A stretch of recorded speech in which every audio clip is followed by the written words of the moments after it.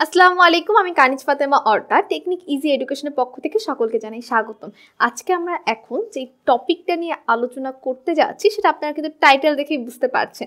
টাইটেলই দেওয়া আছে শব্দের শ্রেণী বিভাগ, অর্থাৎ আমি এখন শব্দকে অনেকগুলো ভাগে ভাগ করব, অনেকগুলো শ্রেণীতে ভাগ করে ফেলবো। তো শব্দের যে শ্রেণী বিভাগ এটা আসলে অনেকগুলো ভাগে ভাগ করা যায়, গঠনমূলক দিক থেকে, অর্থমূলক দিক থেকে এবং উৎসমূলক দিক থেকে। স্টুডেন্টরা কিন্তু এটা অনেক বেশি ভুল করে ফেলে, তাই না? যে গঠনমূলক, আবার অর্থমূলক, আবার উৎসমূলক, তো এতগুলো মূলক দিক থেকে যেহেতু, তাই স্টুডেন্টরা কি করে, এটা অনেক বেশি ভুল করে ফেলে। তো আমরা আগে দেখব শব্দের যে শ্রেণী বিভাগ, প্রথমটা দেখবো আমরা গঠনমূলক দিক থেকে। গঠনমূলক দিক থেকে শব্দকে কয় ভাগে ভাগ করা যায়? গঠনমূলক দিক থেকে শব্দ দুই প্রকার। অর্থাৎ কি, গঠনমূলক আমরা কিন্তু গঠন দ্বারাই বুঝতে পারছি যে এটা তৈরি হচ্ছে কিভাবে, কয় ভাবে এটাকে তৈরি করা যায়। তো গঠন অর্থাৎ কি, তৈরি হচ্ছে বা বিল্ড আপ হচ্ছে, গঠন হচ্ছে দুই ভাবে, একটা হচ্ছে মৌলিক আর একটা হচ্ছে সাধিত। তো আমরা এখন লিখবো মৌলিক আর দুই হচ্ছে সাধিত।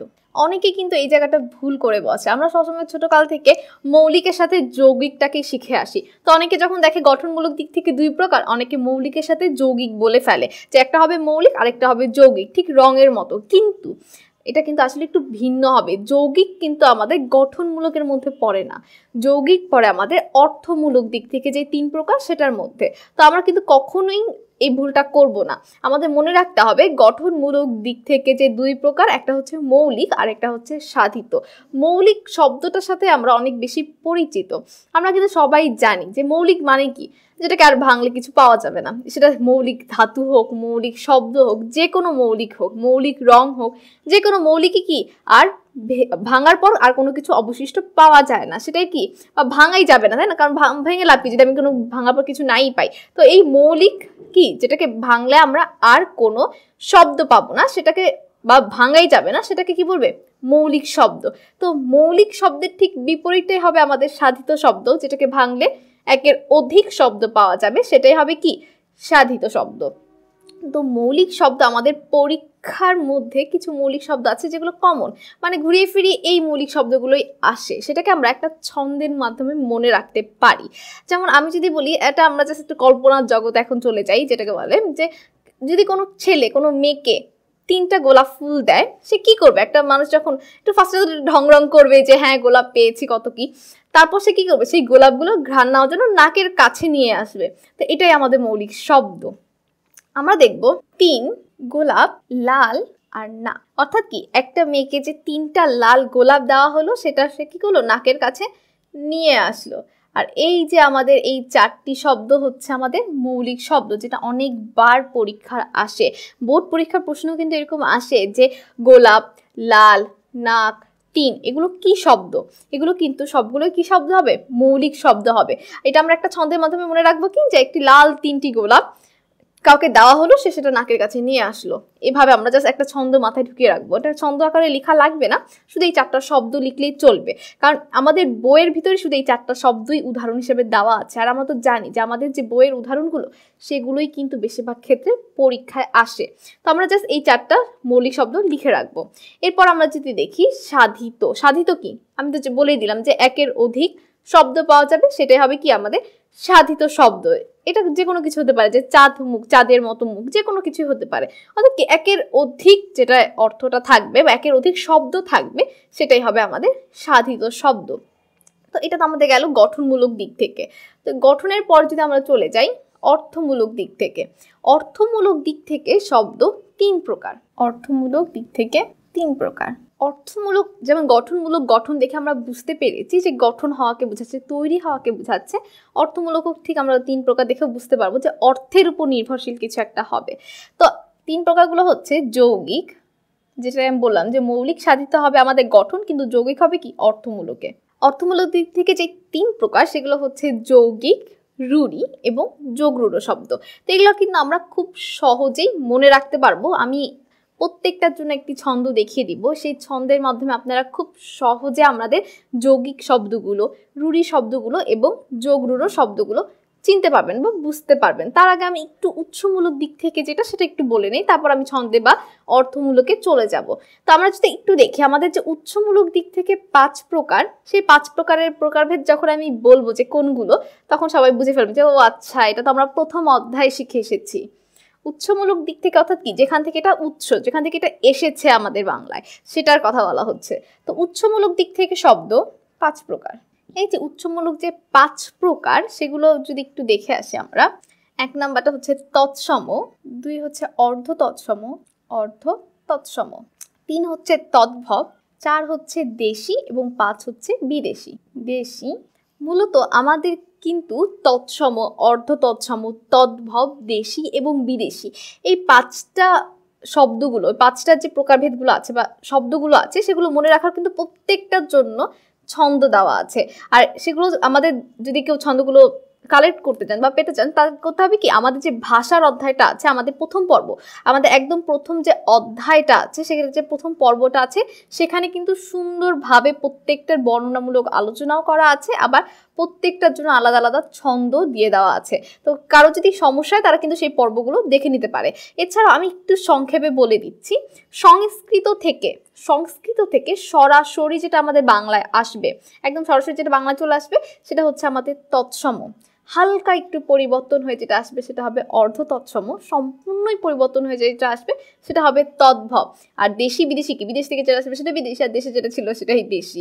তো আমরা এটাকে আরেকটু সংক্ষেপে যদি বলি, যেমন এখনকার যুগে তো মানে এই উদাহরণটা দিব নাকি বুঝতে পারছি না, তো আমি তা বলে দিচ্ছি। অলাবু, তো এমন তো হয় যে আমরা আজকাল যুগে কি দেখি, যে যখন কিশোর কিশোরীরা নতুন নতুন কোনো কিছু শুরু করে, তার একটু তোতলামিও শুরু করে দেয়। তো এটা কি অলাবু বলে অনেকে। অলাবু থেকে কি হয়, লাবু, আর লাবু থেকে লাউ। এই যে অলাবু, এই অলাবুটা হচ্ছে আমাদের তৎসম, যেটা সংস্কৃত থেকে সরাসরি আমাদের বাংলায় এসেছে।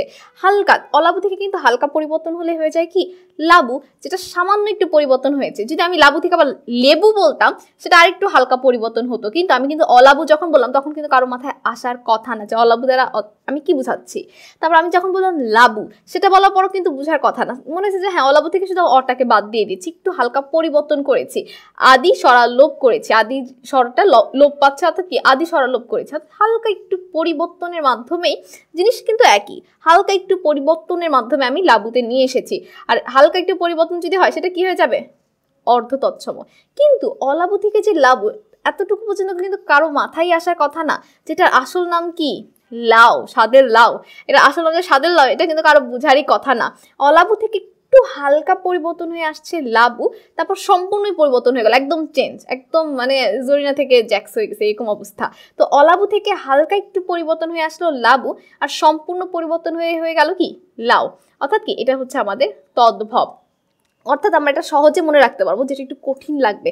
সংস্কৃত তো কঠিন ভাষা, সংস্কৃত থেকে যেটা একটু সরাসরি আসছে আমাদের বাংলা, সেটা হচ্ছে আমাদের তৎসম। হালকা একটু পরিবর্তন হয়ে যেটা আসছে সেটা হচ্ছে অর্ধ তৎসম, আর একদম চেঞ্জ যেটা হয়ে যায়, একদম পরিবর্তনশীল, সেটাই হচ্ছে আমাদের তদ্ভব। তো এইভাবে আমরা খুব সহজে তৎসম, অর্ধ তৎসম এবং তদ্ভবটা মনে রাখতে পারবো। এরপর যদি আমরা একটু দেখি যে আমাদের যে উৎসমূলক দিক থেকে যে 5 প্রকার, সেগুলোর জন্য কিন্তু প্রত্যেকটার জন্যই আমাদের প্রথম যে পর্বটা ছিল, আমাদের একদম বইয়ের প্রথম যে পর্বটা ছিল, সেখান থেকে আমরা নিতে পারবো এটা ছন্দগুলো। এখন আমরা জাস্ট দেখবো অর্থমূলক দিক থেকে যেই 3 প্রকার, যৌগিক, রূঢ়ি এবং যোগ রূঢ়, এগুলোর জন্য কিন্তু আমি একটা ছন্দ তৈরি করেছি আপনাদের জন্য। তো এই ছন্দগুলো যদি কেউ দেখে, তার কিন্তু আর সমস্যাই হবে না অর্থমূলক শব্দগুলো চেনার। তো এখন আমরা দেখবো সেই ছন্দগুলো। এখন আমরা দেখবো আমাদের যে অর্থমূলক দিক থেকে 3 প্রকার ছিল, সেই 3 প্রকারটা দেখবো, যৌগিক, রূঢ় এবং যোগ রূঢ়। তো প্রথমে আমরা দেখবো যৌগিকের ছন্দটা। তো এখন আমরা দেখবো একটা ছন্দ আমি যে লিখলাম, গায়ক বাবুয়ানা ছেড়ে তার মধুর দহিদ্রকে নিয়ে কর্তব্যের জন্য চিকা মারতে গেল। তো আমাদের যে একজন গায়ক ছিল, সে কি করলো, তার মধুর অর্থাৎ প্রিয় যে নাতি, দহিদ্র অর্থ কি নাতি, মেয়ের ঘরের যে সন্তান থাকে তাকে বলে দহিদ্র। তো দহিদ্র, তার প্রিয় নাতি মধুর দহিদ্রকে নিয়ে কর্তব্যের জন্য চিকা মারতে গেল। তো এখানে মূলত গায়ক, বাবুয়ানা, মধুর, দহিদ্র, কর্তব্য এবং চিকা মারা। এখন অনেকে যখন এই চিকা মারাটা দেখলো, তারা অবাক হয়ে গেল যে চিকা মারা আবার কোনো কাজ হলো নাকি। মূলত চিকা মারা কিন্তু মানে ইঁদুর চিকা মারা না। চিকা মারা অর্থ হচ্ছে দেয়ালে লিখন। যখন আমরা দেয়ালে লিখি বিভিন্ন দেয়ালে যে লেখা হয় সেগুলো হচ্ছে সেগুলোকে বলে চিকামারা। তো চিকামারা মানে কিন্তু ইঁদুর চিকামারা না, চিকামারা মানে দেয়ালে লিখন। তো মূলত আমাদের যৌগিকগুলো দ্বারা কি বোঝানো হয় সেটা যদি একটু বলি, যৌগিক হচ্ছে সে সকল শব্দ যাদের ব্যুৎপত্তিগত অর্থ এবং ব্যবহারিক অর্থ এক, অর্থাৎ যাদের চিকামারা অর্থ হচ্ছে দেয়ালে লিখন, আমরা এটাকেও ব্যবহার করে থাকি দেয়ালে লিখন হিসাবে, ব্যবহারও করি যেই অর্থে তার আসল অর্থ যেটা সেই হিসাবে আমরা যখন ব্যবহার করি সেটা হয় আমাদের যৌগিক শব্দ, অর্থের দিক থেকে সেটা যৌগিক শব্দ। এরপরে এখন আমরা দেখব রুড়ি শব্দ। প্রবীণেরা সন্দেশ খেয়ে বাসিতে তৈল মেখে হস্তিতে চড়ে গবেষণা করছিল। আমরা যদি দেখি এখানে কোনগুলো আমাদের রুড়ি শব্দ, প্রবীণ, সন্দেশ, বাসি, তৈল, হস্তি, গবেষণা। উপরে যেমন 6টি ছিল আমাদের যৌগিক শব্দ, নিচের এই 6টি হচ্ছে আমাদের রুড়ি শব্দ। এখন কথা হচ্ছে রুড়ি শব্দটা কি? যৌগিক ছিল কি? ব্যুৎপত্তিগত অর্থ এবং ব্যবহারিক অর্থ এক, অর্থাৎ চিকামারা অর্থ যেটা ছিল দেয়ালে লিখন, আমি এটাকে সেই হিসেবে ব্যবহার করি। কিন্তু আমরা যদি গবেষণাটা দেখি, গবেষণাকে যদি আমি একটু ভাঙি সেক্ষেত্রে কি হয়? গবেষণাকে যদি আমরা একটু ভাঙি সেক্ষেত্রে হয় গরু খোঁজা। গো যোগ এসনা, গো অর্থ কি? গরু, আর এসনা অর্থ খোঁজা, তো গরু খোঁজা। কিন্তু আমরা কি গবেষণা দ্বারা কোনো গরু খোঁজাকে বুঝাই যে গবেষণা করছে, গরু খুঁজছে? আমরা কখনোই গবেষণা দ্বারা গরু খোঁজাকে বুঝাই না। আবার প্রবীণ অর্থ কি? বীণ বাজায় যিনি তাকে বলে প্রবীণ। প্রবীণ অর্থ বীণ বাজায় যিনি, কিন্তু আমরা প্রবীণ ব্যবহার করে থাকি বৃদ্ধ অর্থে, বৃদ্ধ কাউকে বোঝানোর জন্য আমরা প্রবীণটা ব্যবহার করি। অর্থাৎ কি, এটার ব্যুৎপত্তিগত অর্থ, এটা যে সত্যিকার অর্থে অর্থটা ছিল, যেখান থেকে এটা উৎসটা এসেছে, যেই অর্থটা তার ছিল সেই সময়, সেই অর্থ আর এখন যে অর্থে এটাকে ব্যবহার করা হয় দুটা এক না। প্রবীণ অর্থ কিন্তু আমরা কখনোই বীণ বাজায় জিনিস হিসেবে ব্যবহার করি না। বৃদ্ধ কাউকে যখন আমরা বোঝাই সেই ক্ষেত্রে আমরা প্রবীণটা ব্যবহার করি। গবেষণা দ্বারা কিন্তু আমরা কখনোই গরু খোঁজাকে বুঝাই না, তাই না? গবেষণা দ্বারা কোনো একটা বিশেষ বিষয় সম্পর্কে আলোচনাকেই বুঝে থাকি। অর্থাৎ রুড়ি শব্দ হচ্ছে যেটা ব্যুৎপত্তিগত অর্থ যেটা, সেটা না বুঝিয়ে ভিন্ন কোনো অর্থতে বোঝানো। যেমন এখানে কি কি? প্রবীণ, সন্দেশ, সন্দেশ দ্বারা কিন্তু সংবাদকে বুঝি না, মিষ্টি কোনো খাবারকে বুঝি। আবার বাসি, তৈল, হস্তি, গবেষণা, এই প্রত্যেকটাই কি? এই 6টি হচ্ছে আমাদের রুড়ি শব্দ। এখন আমরা দেখবো আমাদের অর্থমূলকের যে শেষটা যোগরূঢ়, সেটার একটা ছন্দ। তো এখন আমরা দেখবো যোগরূঢ় ছন্দটা। রাজপুত্ররা মহাযাত্রা শেষে জলধিতে পঙ্কজ তুলে। এখানে আমাদের রাজপুত্র, মহাযাত্রা, জলধি এবং পঙ্কজ এগুলো হচ্ছে কি? যোগরূঢ় শব্দ। যেমন যৌগিক শব্দে কি ছিল? ব্যুৎপত্তিগত অর্থ এবং ব্যবহারিক অর্থ এক, অর্থাৎ এটার যেটা অর্থ সেই হিসাবে আমরা এটাকে ব্যবহার করে থাকি। কিন্তু রুড়ি শব্দেতে কি ছিল? ব্যুৎপত্তিগত অর্থ আর ব্যবহারিক অর্থ ছিল ভিন্ন, অর্থাৎ এটার যে অর্থ সেটার ভিন্ন অর্থে আমরা এটাকে ব্যবহার করে থাকি। আর যোগরূঢ় ঠিক আমাদের রুড়ি শব্দের মতোই, এটার যে অর্থ সেটাকে আমরা ভিন্ন অর্থে ব্যবহার করে থাকি। তো এখন আমাদের মনে কিন্তু প্রশ্ন আসতে পারে যে রুড়ি এবং যোগরূঢ় যদি একই হয় তাহলে এটাকে আলাদা করে কেন লেখা হয়েছে? মূলত আমাদের রুড়ি শব্দ ছিল সাধারণ শব্দের ক্ষেত্রে আর যোগরূঢ় হচ্ছে সমাসবদ্ধ শব্দের ক্ষেত্রে, একটু কি জাস্ট পার্থক্য। কিন্তু তাছাড়া কি ব্যুৎপত্তিগত অর্থ এবং ব্যবহারিক অর্থ ভিন্ন হলে সেটা রুড়িও হয় আবার যোগরূঢ় হয়, যোগরূঢ় সময় সমাসবদ্ধ হতে হবে। আর যৌগিক কি? ব্যুৎপত্তিগত অর্থ এবং তার আসল অর্থ এক, এটা মনে রাখতে হবে। বা ব্যবহারিক অর্থ এবং আসল অর্থ এক। ব্যুৎপত্তিগত এটা বললে অনেকে বুঝতে অসুবিধা হতে পারে। এটার আসল যে অর্থ সেটাই আমরা ব্যবহার করি, এটার আসল যে অর্থ সেটাই ব্যবহার করি না, অন্য অর্থে ব্যবহার করি। এটার আসল যে অর্থ সেটাও ব্যবহার করি না, অন্য অর্থে ব্যবহার করি। এইভাবে আমরা অর্থমূলক দিক থেকে 3 ভাগে ভাগ করেছি আমাদের শব্দকে। তো আমি আবার একটু বলে দিচ্ছি যৌগিক শব্দটা কি? গায়ক বাবুয়ানা ছেড়ে তার মধুর দহিদ্রকে নিয়ে কর্তব্যের জন্য চিকা মারতে গেল। রুড়ি শব্দে ছিল প্রবীণেরা সন্দেশ খেয়ে বাসিতে তৈল মেখে হস্তিতে চড়ে গবেষণা করছিল। এবং যোগরূঢ় কি ছিল? রাজপুত্ররা মহাযাত্রা শেষে জলধিতে পঙ্কজ তুলে। এখন কথা হচ্ছে এতগুলো প্রকারভেদ আমাদের শব্দের, এটা কিন্তু মনে রাখাটা খুব কঠিন হয়ে যায় যে গঠনমূলক দিক থেকে 2, অর্থমূলক দিক থেকে 3, আবার উৎসমূলক দিক থেকে 5। এটাকে আমরা কিন্তু আরেকটা টেকনিকে মনে রাখতে পারি। আমরা যদি একটু দেখি অর্থ বানানটা আর উৎসটা, অর্থ এবং উৎস তাদের যে প্রথম বর্ণ আছে, অর্থের প্রথম বর্ণ কি? স্বরে অ। স্বরে অর প্রথমেই একটা 3-এর মতো দেখতে মনে হবে, এবং আমাদের উৎস যেটা রস্যু দিয়ে শুরু, সেটা শুরুটা আমরা 5-এর মতো করেই করি। এইভাবে কিন্তু আমরা খুব সহজে মনে রাখতে পারি। এখন কিন্তু আমাদের কাছে সহজ হয়ে গেল। আর বাকি থাকে গঠন। তো 3-এর মতো দেখতে যেটা সেটাই হবে 3 প্রকার, 5-এর মতো দেখতে যেটা সেটাই হবে 5 প্রকার। অর্থমূলকে আমরা এভাবে 3 মনে রাখবো, এবং উৎসমূলকে আমরা এভাবে 5 মনে রাখবো। এখন কিন্তু আমাদের কাছে শব্দের শ্রেণী বিভাগটা খুব সহজ হয়ে গেল। গঠনমূলক দিক থেকে 2 প্রকার, অর্থমূলক দিক থেকে 3 প্রকার, আর উৎসমূলক দিক থেকে হচ্ছে 5 প্রকার। মৌলিক শব্দ মনে রাখার জন্য কিন্তু আমি একটা ছন্দ বলেছিলাম, কাউকে যদি লাল 3টি গোলাপ দেওয়া হয় সেটা সে সাথে সাথে নাকের কাছেই নিয়ে আসবে। তো এটা কি হবে? লাল, 3, গোলাপ, নাক। এগুলো হচ্ছিল কি আমাদের মৌলিক শব্দ, আর সাধিত তার বাদে বাকি সব সাধিত। এরপরে যদি আমরা দেখি আমাদের যৌগিক, রূঢ়ি এবং যোগরূঢ় ছন্দ দিয়ে দেওয়া হয়েছে। এই ছন্দগুলো যদি কেউ একবার মনে রাখতে পারে তার কাছে কিন্তু এগুলো আর কঠিন মনে হবে না। আর এছাড়াও আমাদের কিন্তু উৎসমূলকের যে 5 প্রকার ছিল, তৎসম, অর্ধ তৎসম, তদ্ভব, দেশি আর বিদেশি, এগুলো কিন্তু তারা খুব সহজেই, আমাদের প্রথম যে পর্বটা ছিল, আমাদের প্লেলিস্টেরও প্রথম পর্ব কিন্তু আমাদের ভাষা, তো সেই পর্বটা যদি কেউ দেখে সেক্ষেত্রে তারা খুব সহজেই পারবে। তো আশা করি আজকের এই পর্বটি দেখার পর কারো আমাদের শব্দের শ্রেণী বিভাগ নিয়ে যে এত বেশি সমস্যা ছিল যে কোনটা কয় প্রকার বা কিভাবে মনে রাখবো, সেগুলো নিয়ে আর কোনো সমস্যা থাকবে না।